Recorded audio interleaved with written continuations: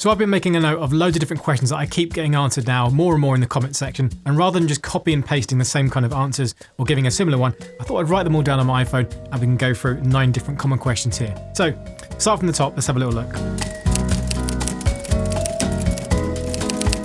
Now question 1, which comes up now and then, is something like this, not the exact wording, but something like, I've been investing for a couple of years, I've made no money, I've just about broke even or whatever, I'm sick of it, I would have been better just in a savings account or something like that.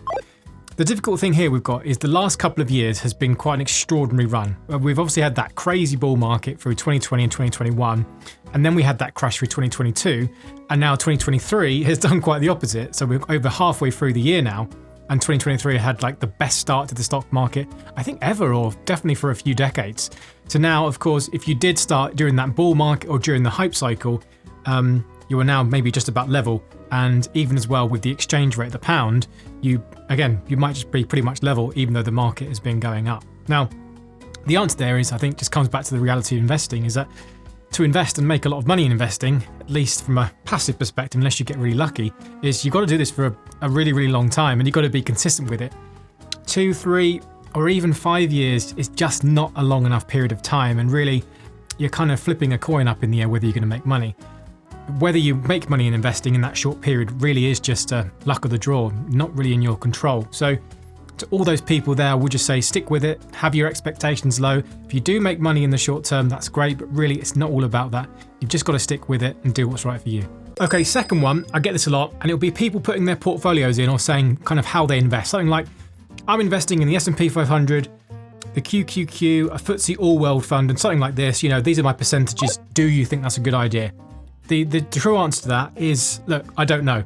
And the reason I don't know is because I don't know what the future holds. Now, if this works for you and you find this great and this helps you invest, that's absolutely great. Now, the common one, of course, is saying, I've got a global index fund, but also on the side, I invest also in the S&P 500. Is this a good idea?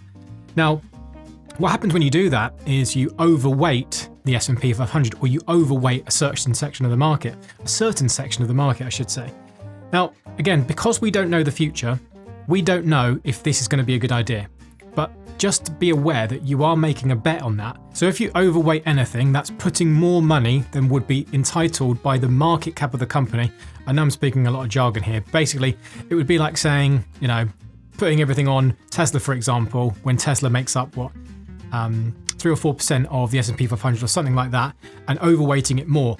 Again, it may be a good bet, it might not be a good bet. So just be aware of that, and at the end of the day, we don't know. If that helps you invest, that's great. And if you find that interesting, then do that. But you may be better off just sticking with a single index fund, single global index fund, and just thinking about that and forgetting the rest of the stuff. Now, number 3, why do you have kind of multiple investing accounts? Isn't simpler the better?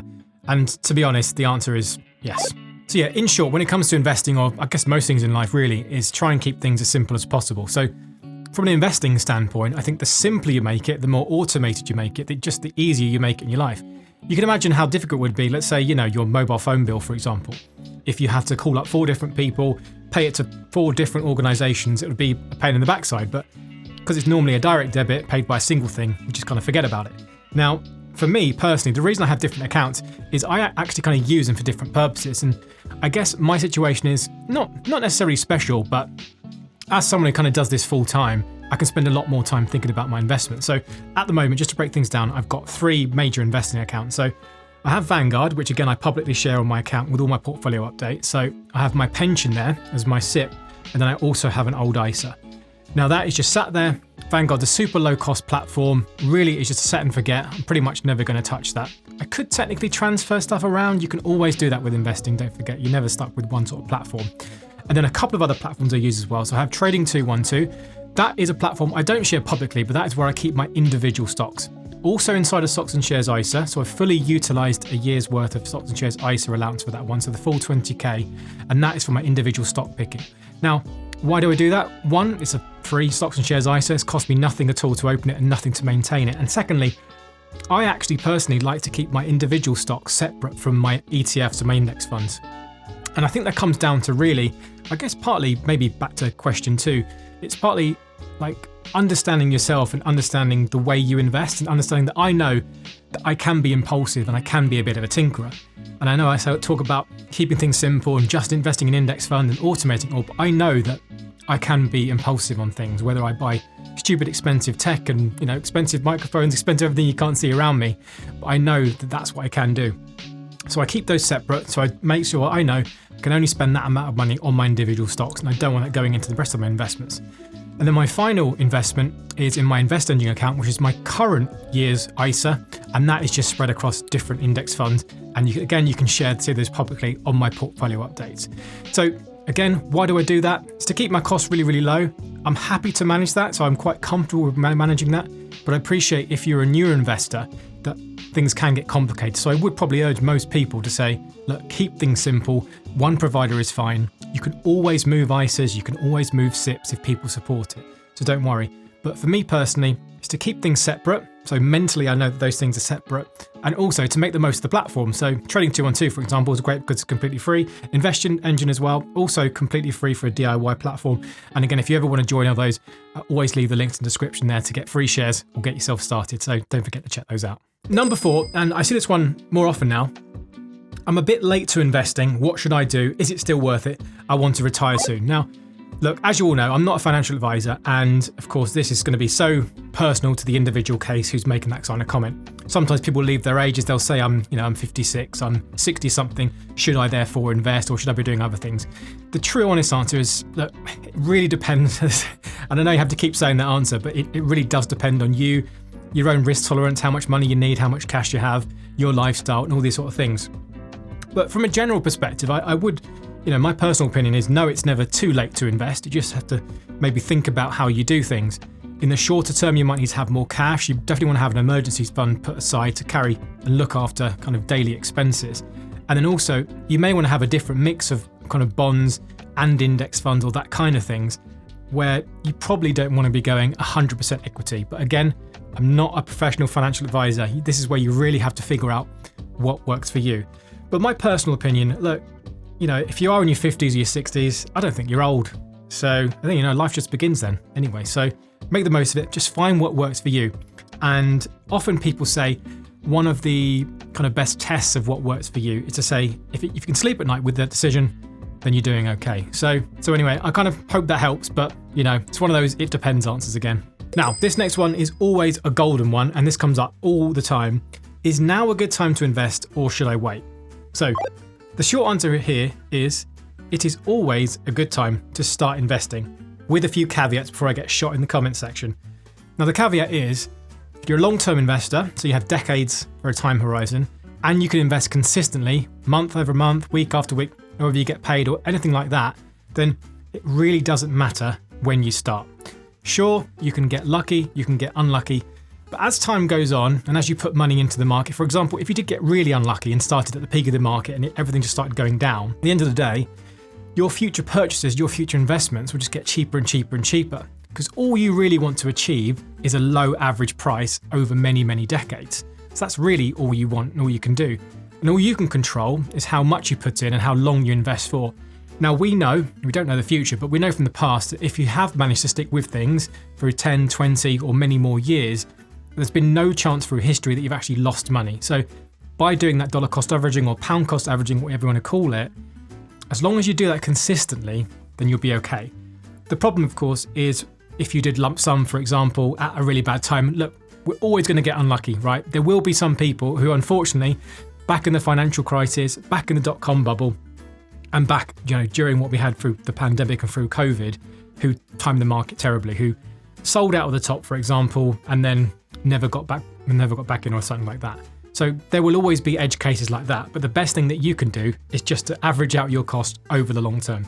For individual stocks, who knows? That's up for you to decide. That's going to be much more of a gamble. But for an index fund investor, hand on heart, again, not as a financial advisor, truly, it's always a good time to start investing. And I think the longer you hold it off, the worse. I think you will never hear from an investor's lips, oh, I wish I started later. So just think about that. Number 6, bit of tongue in cheek. I don't think anyone's actually said these specific words, but why are you wasting your time buying index funds? You'll never beat the market.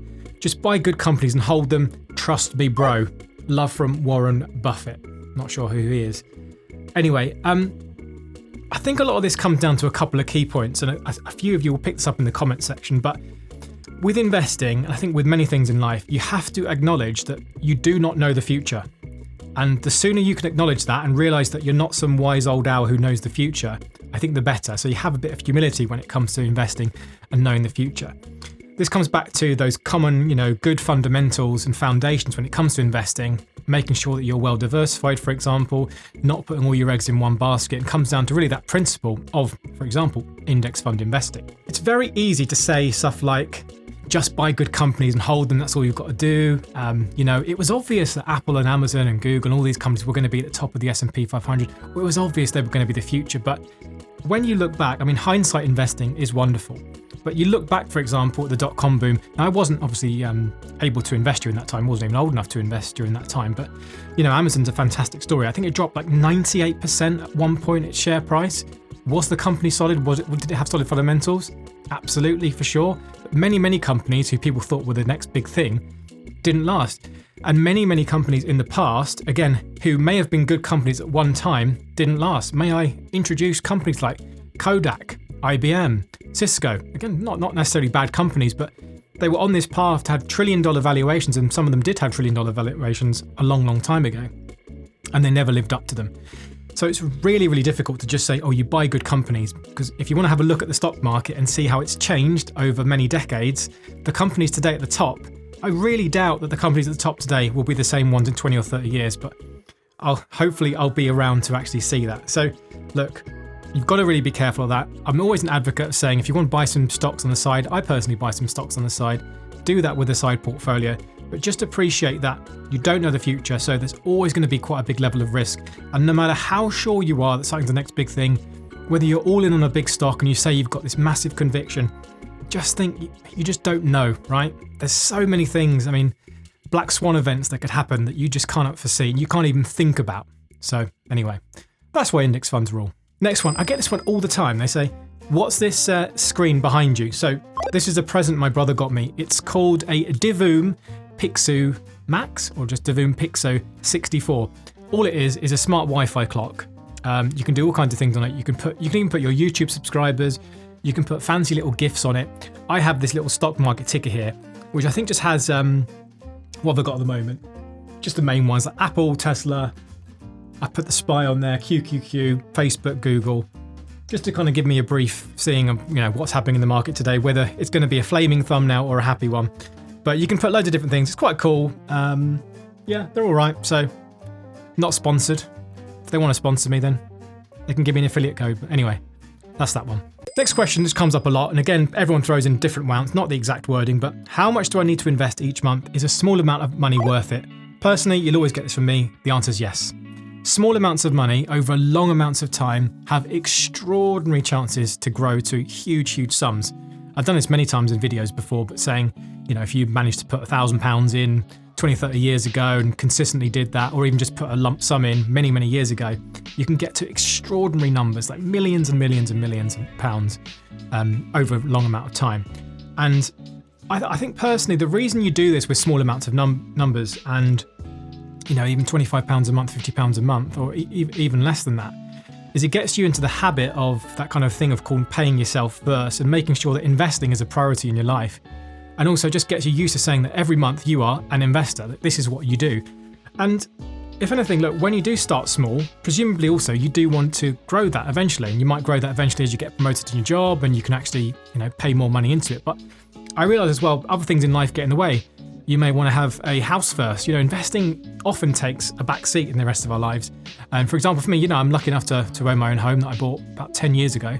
But before then, I wasn't thinking about what to invest in. I wanted to get on the property ladder, pay off other debts, and also just spend money on stupid stuff when you're young.